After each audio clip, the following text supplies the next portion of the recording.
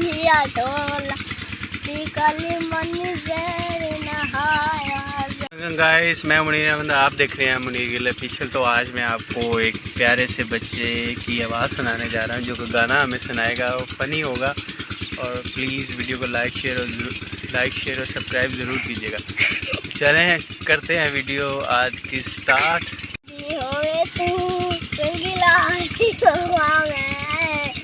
और जिथे जावे तू तेरा किड्डा पहड़ा मुँह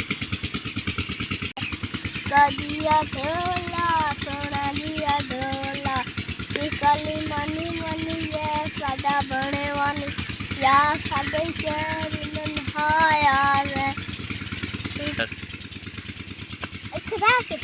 साजाओ छाती रखियो मैं तू रंगीला आली होवा मैं।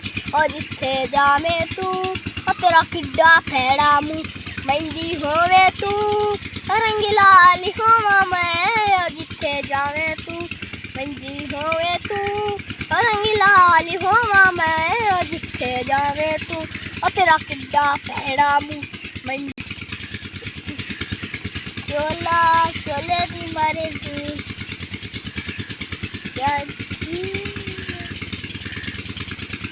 चिट्टा चोला टोले दी मर्जी सुना।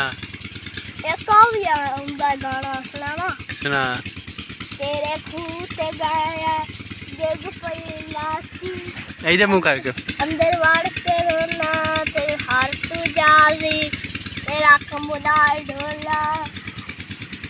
हाँ तेरे खूते गाया जग पईलासी अंदर वाड़ के रोना सारे हार तू जाली लाला ते घर। जी ये बच्चा आ रहा है, तो बच्चे ने धोती बांधी हुई है और स्टाइल देखे जैसे शलवार लग रही। चल अब्दुल्ला उन्हें गाना सुनाया, तू सुना इत्थे बह। तेनू की आउंदा है? तेन जो भी आउंदा वो सुना। मैं सारे गाने सुनाए हैं, तेनू क्यों नहीं आउंदा? मैनू आउंदा ही कोई ना मैं सुनना की आउंदा जेड़े आपदे ब्याह दिल में। ओ तेरी मर्जी जा बज्जा चल। तेरे खूते गया तेरे पईलासी अंदर वाड़ के रोना सारे यार तू जाली तेरा कमला ढोला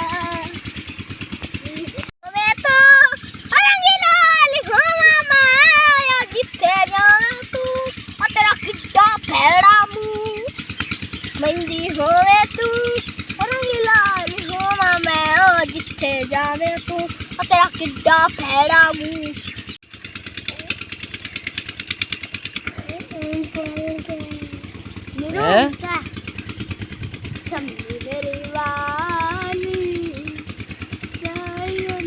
लाला ही होगा चल।